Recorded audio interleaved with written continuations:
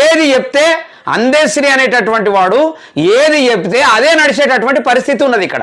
మరి అదే అందేశ్రీ కాంగ్రెస్ పార్టీని తీసుకురాలేదు కదా అధికారంలోకి. తీసుకొచ్చినటువంటి వాళ్ళు వేరు, ఉద్యమం చేసినటువంటి వాళ్ళు వేరు. అసలు ఆయన అందేశ్రీ అనేటటువంటి వ్యక్తిని ఎక్కడెక్కడ పోయిండు, ఎక్కడెక్కడ ఉద్యమం చేసిండు, ఏంటి అనేటటువంటి నాకు తెలుసు. పూర్తి వివరాలు నాకు తెలుసు.